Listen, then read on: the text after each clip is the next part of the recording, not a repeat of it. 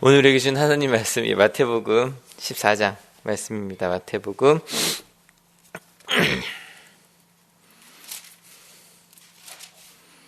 14장 말씀입니다.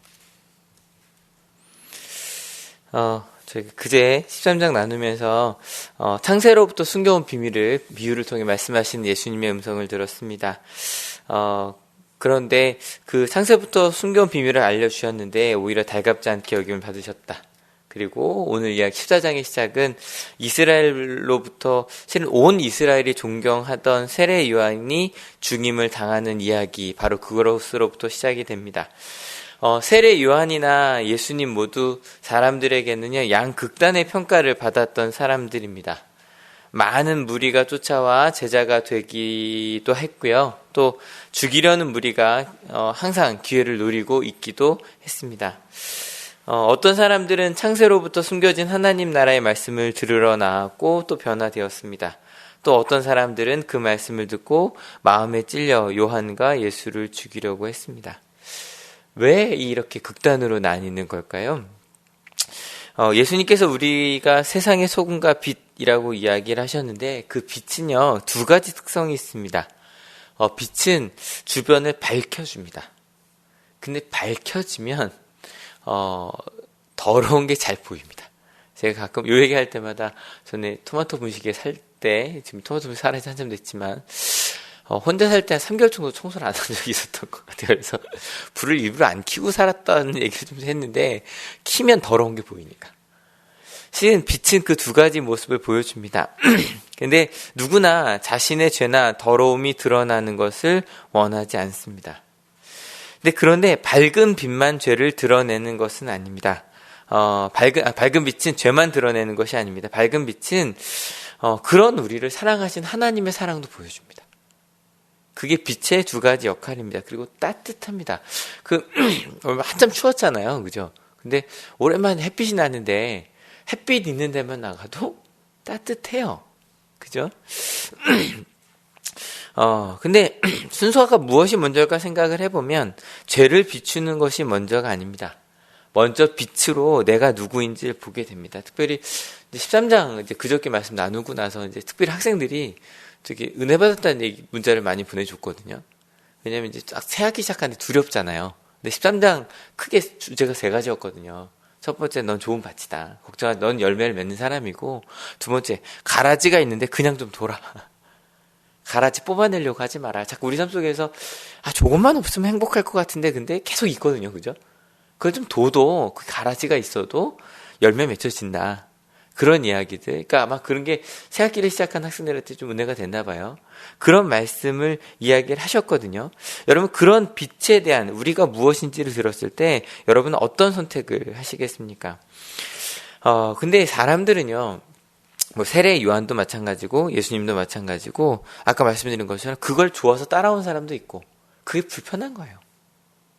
그냥 적당하게 살아가는 거 있잖아요. 적당하게 죄도 짓고 그러고 살아가는 게 좋지 내가 빛으로 살아간다는 것 자체가 불편한 거죠. 첫 번째 타겟은 세례 요한이었습니다. 그는 큰 스승이었습니다. 그는 역시 밝은 빛이었습니다. 그래서 바리새인들도 세례를 받으러 나온 겁니다. 깨끗하게 하는. 근데 문제는 바로 헤롯이었습니다. 헤롯 왕은 예수님이 태어나실 때 헤롯 대왕의 아들이거든요.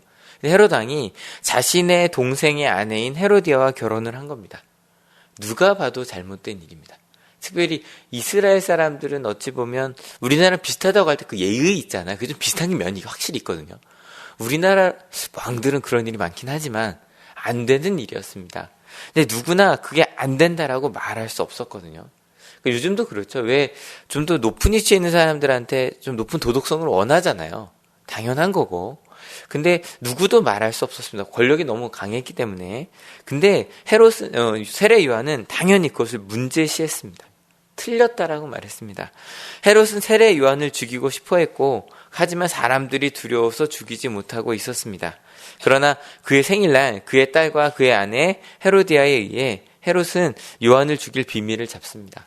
이따 쭉 읽을 거니까 아시는 내용들이죠. 이렇게 춤을 추게 하고 딸한테 춤을 추게 하고 요 소원을 들어주겠다 그랬더니 세례 요한의 목을 달라. 이게 참 끔찍한 얘기인데 세례 요한을 결국 죽입니다.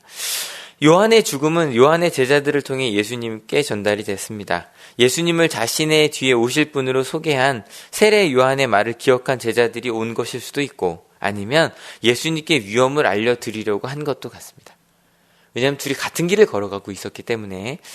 근데 이게 한번 죄라는 게 한번 시작이 되면 그 다음은 좀 더 쉬워지거든요.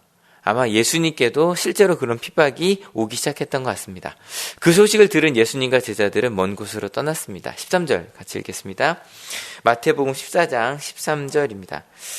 예수께서 그 말을 들으시고 거기에서 배를 타고 따로 외딴 곳으로 물러가셨다. 이 소문이 퍼지니 무리가 여러 동네에서 몰려 나와서 걸어서 예수를 따라왔다. 여기까지 볼게요. 근데 그 빛은 그런다고 숨겨지지 않았습니다. 예수님께서 배를 타고 가고 계시니까 사람들이 걸어서 예수님을 따라오고 있었던 겁니다. 이게 그 갈릴리 호수가요, 굉장히 크다 그랬잖아요. 근데 남북이 더 길고요, 동서가 좀 짧아요. 그래서 이제 남쪽에서 북쪽은 보이지 않지만 동서는 뭐 이렇게 잘 보면 보이거든요. 근데 이 나사렛은 좀 남쪽 지역에 있었습니다. 근데 지금으로 보면 갈릴리 주변이 다 이스라엘 지역인데, 그 당시는 딱 반으로 나눠서 서쪽은 유대인 지역이고 동쪽은 이방인 지역이거든요. 내일 이제 이방인 지역으로 넘어간 얘기를 하는데, 그러니까 동쪽으로 가실 일은 없어요. 이방인 지역은 잘 안 가기 때문에. 딱 보니까 예수님이 가는 배가 보이는 거죠. 분명히 배가 빠를 텐데 사람들이 그 배를 보고 따라오고 있었던 거예요. 막 가고서 막 해변으로 막 가고 있었던 거죠. 그 무리가 점점 많아지는 것을 보시고, 아마 제자들은 그랬을 거예요. 두렵잖아요. 세례 요한이 죽었으니 이제 예수님을 찾아올 텐데 막 도망가고 싶은데, 예수님은 자신을 따라오는 막 해변을 막 걸어서 오는, 달려오는 무리를 그냥 돌려보내실 수가 없었습니다. 14절.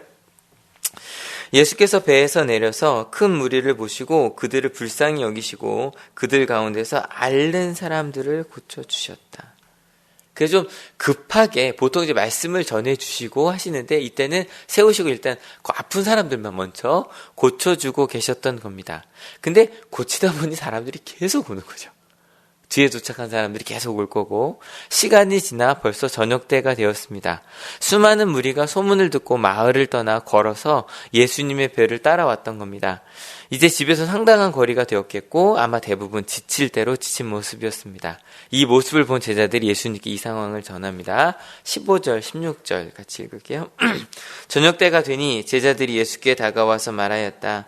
여기는 빈들이고 날도 이미 저물었습니다. 그러니 무리를 헤쳐보내어 제각기 먹을 것을 사 먹게 마을로 보내시는 것이 좋겠습니다. 예수께서 그들에게 말씀하셨다. 그들이 물러갈 필요 없다. 너희가 그들에게 먹을 것을 주어라. 지금 제자들은 예수님과 함께 도망하고 있는 중이었습니다.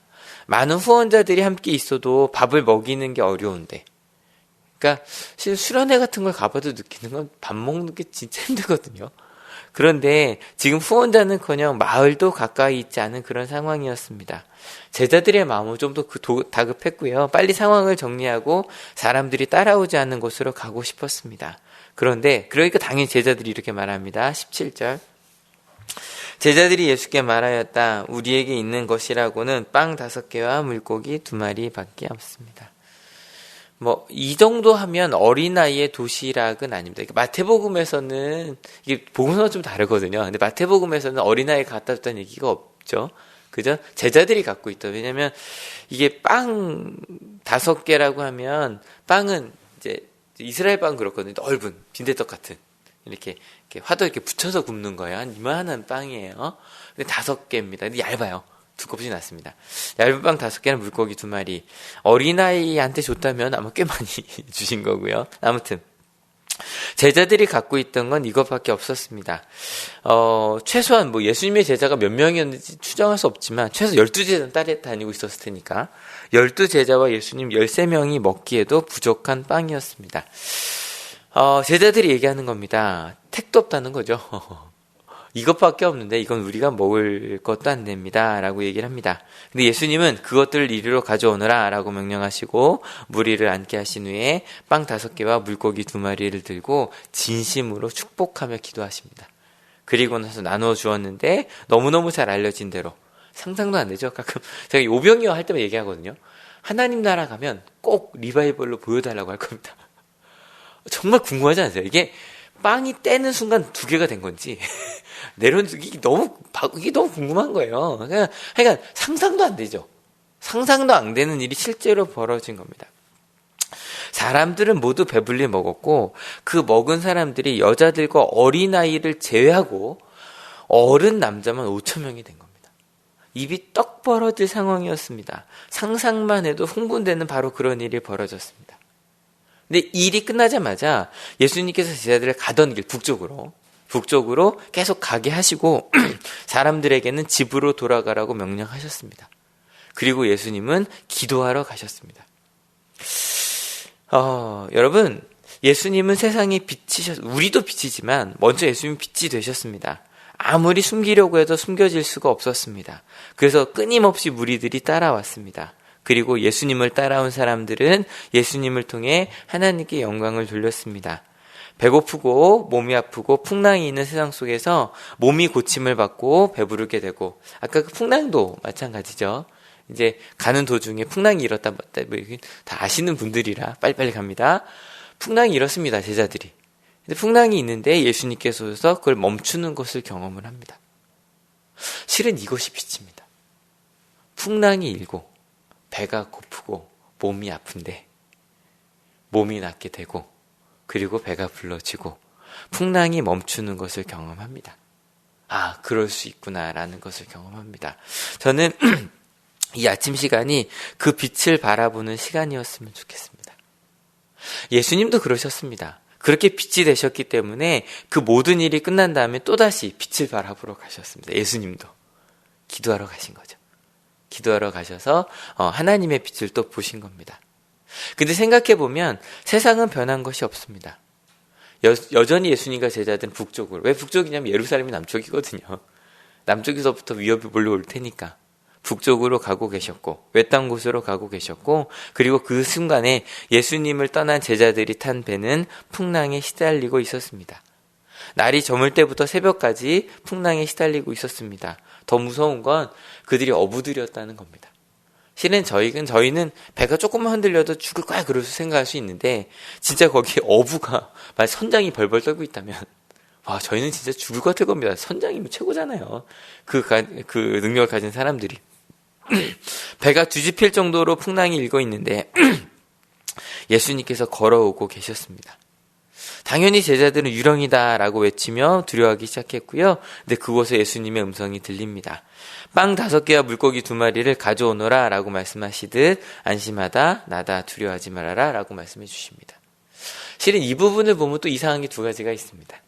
하나는 제가 자주 말씀드리듯 일단 파도가 치면 거기 서 있을 수 없습니다. 파도가 지금 최소 0.5m, 1m, 2m 치는데 저 같은 사람이 파도 위에 서 있으면 물에 잠겼다 들어갔다 이렇게밖에 안 되잖아요. 서핑하고 있는 게 아니니까. 예수님 주변은 정말로 파도가 안 쳤다는 거고요. 2번째 더 신기한 건 예수님의 음성이 들렸다는 겁니다. 왜냐면 나중에 베드로가 주님께로 가겠습니다라고 가는 도중에 빠진 얘기 아시잖아요. 좀 더 이제 그 부분을 얘기할 건데, 그걸로 보면 거리가 좀 있었던 거거든요. 여러분, 진짜 파도 치는 중에 가보신 적이 있는지 모르겠는데 절대 소리 안 들립니다. 제가 청년부 때 대천에 갔다가 저희 청년이 한번 죽을 뻔한 적이 있어요. 근데 바로 그 옆에 있었는데 아이가 저기서 허덕허덕 거리니까 옆에 그 튜브를 타고 있는 분들한테 저희 친구가 죽어가요, 튜브 좀 주세요라고 말하는데 안 들립니다. 파도가 치니까. 근데 예수님이 꽤 여기서 만약에 조혜도 권사님 정도, 베드로 그 정도 거리 있었다 그래도요, 파도가 지금 절대 안 들리거든요. 근데 예수님의 음성이 들렸다는 겁니다. 그때 베드로가 용기를 냅니다. 어떤 용기를 내냐면, 분명히 지금도 파도가 쳐요. 예수님 주변 안 치고 있었다고 하더라도. 그리고 막 바람이 불고 물이 튀는데 나도 걸을 수 있을 것 같은 거예요. 그게 빛이에요. 나도 빛이 될 수 있을 것 같은 거예요. 똑같은 상황인데, 그래서 주님더러 나더러 물 위로 걸어서 주님께로 오라고 명령해 달라고. 그래서 예수님께서 오너라 하시고, 그리고 그도 빛이 됐습니다. 그도 그 물 위를 걸어갔습니다. 여러분, 오늘 말씀은 세상에 빛이 되는 것이 무엇인지를 보여줍니다. 세상에 빛이 되는 것은 예수님을 바라보는 겁니다. 그리고 예수님께서 하신 일들을 보고 세상에서 내가 그렇게 살 수 있다고 믿는 겁니다. 여러분 다시 말씀드리지만 세상은 바뀐 게 없습니다. 여전히 제자들은 도망하고 있고요. 근데 그 도망하고 있던 중에 예수님들은 무리를 먹이셨습니다. 풍랑은 여전히 치고 있습니다. 파도가 사람의 키보다 훨씬 높이 출렁거리고 있습니다. 근데 예수님을 바라보고 저 출렁거리는 파도 속에 나도 걸을 수 있다라고 생각을 하게 됩니다. 그리고 예수님의 음성이 들렸기 때문에 파도가 치고 있지만 나의 음성이 들릴 거라고 믿고 말을 합니다. 또 예수님의 음성을 듣습니다. 여러분, 이것이 바로 세상에 빛이 되는 사람의 삶입니다. 똑같이 이 땅을 살아가고 대한민국을 살아가고 21세기를 살아가고 있습니다. 2016년을 살아가고 있습니다. 똑같이 사람들은 두려워하고 미래가 두렵죠. 요즘 청년의 시기가 얼마나 그죠? 친구들 생각해보면 그렇지 않아요? 어떻게 살아가야 될지 보이지 않는 게 지금 청년의 때라고 얘기를 하거든요. 또 저희는 그런 청년들 키워내는 전도 고등학교 학생들 가르치고요. 그런데 그 상황 속에서 하나님께서 진짜로 우리를 이끄신다는 걸 믿고 갑니다. 기독교인 청년이라고 취업이 잘 되는 것도 아니고요. 기독교인 고등학생이라고 성적이 막 오르는 것도 아닙니다. 여러분, 목회자라고 미래가 안 두려운 것도 아닙니다. 하지만 그 가운데 하나님을 믿고 그 길을 걸어갑니다.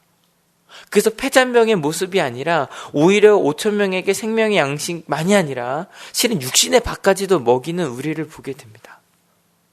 흔들리는 파도 속에서 하나님을 바라보자고 말하고 그 하나님 때문에 함께 평안하게 갈 수 있는 그런 정말 세상의 빛을 바라보게 됩니다. 그리고 그 예수님을 바라봅니다. 근데 그 예수님을 바라본다고 모든 게 다 되는 건 아닐 수도 있겠죠. 30절 같이 읽어볼게요. 14장 30절입니다. 그러나 베드로는 거센 바람이 불어오는 곳을 보고 두려움에 사로잡혀서 물에 빠져 들어가게 되었다. 그때 그는 주님 살려주십시오 하고 외쳤다. 어느 순간인가 자꾸 주변이 보여요. 당연하죠. 우리가 살아가고 있는 그 거친 현실이 보여요. 그리고 다시 두려워져요. 하나님 때문에 갈 수 있을 것 같았는데, 두려움 없이 가도 될 것 같았는데 어느 순간인가 주변을 보면 빛의 두 가지 속성이 있어요. 빛을 바라보면 빛이 보이죠. 빛을 등지면 그림자가 보입니다. 교회에서도 마찬가지입니다. 교회에서도 하나님을 바라보고 하나님의 말씀 바라보고 은혜를 바라보고 그것을 기대하며, 저는 믿음은 기대라는 말을 좀 많이 쓰거든요. 기대하며 갑니다. 아직 내가 여전히 연약한 걸 알지만 그저께 얘기했던 13장의 마지막이 내가 겨자씨 같은 믿음 그거였거든요. 겨자씨 같고 너무너무 작고 아주 작은 누룩 같지만 내가 세상을 맛있게 할 수 있다는 걸 믿는 거, 겨자씨가 큰 나무가 될 수 있다는 걸 믿는 거, 그것을 바라보고 가다가 여전히 작은 나를 바라봅니다. 그러니까 하나님의 말씀을 바라보고 갈 거냐, 나 현실을 바라볼 거냐. 그래서 하나님을 바라보면 그래, 하나님이 날 기대하게 하셔서 그걸 기대하며 가게 되고요. 근데 뒤를 바라보면 나의 죄가 보입니다. 나의 연약함이 보입니다. 근데 나만 보입니까? 주변 사람들도 보입니다. 아이, 저 더러운 사람들. 그게 보입니다. 그래서 옛날에 부흥회 할 때 항상 앞자리가 금자리라고 하는 이유가 있습니다. 앞자리에 앉으면 뒷사람이 늦게 오는 게 안 보입니다. 그리고 맨 뒷자리에 앉아있으면 앞사람 중에 100명이 앉아있든 10명이 앉아있든 옆사람과 대화하는 게 다 보이거든요. 자꾸 그 더러움들이 보입니다. 딴짓하는 게. 그게 은혜를 나누는 걸 수도 있는데. 하나님을 바라볼 거냐, 뒤를 바라볼 거냐, 아니면 나를 바라볼 거냐, 아니면 옆 사람을 바라볼 거냐. 바로 그때 내가 여전히 쫓기는 신세였구나, 내가 배가 고프구나, 풍랑이 치는구나 라는 것을 보고 물에 빠져들게 됩니다. 여러분 꼭 기억해 주십시오. 예수님은 우리에게 선언하셨습니다. 우리는 세상의 빛이 될 겁니다. 믿으십니까? 아멘, 믿습니다. 그러기 위해서 우리가 빛을 바라보는 연습을 해야 됩니다. 예수님께서 5천 명을 먹이시고 실은 기도하러 가셨던 것도 바로 그겁니다. 예수님도 빛을 바라보셨습니다. 그리고 빛이 되어 사셨습니다. 여러분, 우리도 이 아침에 나온 것처럼 항상 그 빛을 바라보고 살아가는 우리가 되었으면 좋겠습니다. 그리고 그 빛이 되어 살면, 이 빛이라는 게 남을 비춰주라는 얘기가 아니거든요. 남 비판하려고 살라는 얘기가 아니라 내가 빛이 되어 감사하며 기쁨으로 살아갑니다. 그러면 사람들이 그것을 보고 와, 빛이구나 그러고 따라옵니다. 나도 그렇게 살고 싶어. 여러분, 그것이 가정이든 학교든 난 직장이든 바로 그 자리에서 예수님께서 하신 말씀들을 기억하셨으면 좋겠습니다. 몇 가지 있었는데요. 너희에게 있는 빵을 가져오너라. 막 두려울 때, 나밖에 없는 것 같을 때, 요것밖에 없습니다. 그래, 그럼 그걸 나눠줘봐. 그걸 순정하는, 또 많은 사람 막 그 풍랑 속에서 두려워하고 있을 때 안심해. 나야. 두려워하지 마. 금성을 들으시고, 그리고 저도 가도 될까요? 그럴 때 오너라 라고 말씀하시는 그 하나님의 음성을 듣는 우리가 됩시다. 같이 읽겠습니다.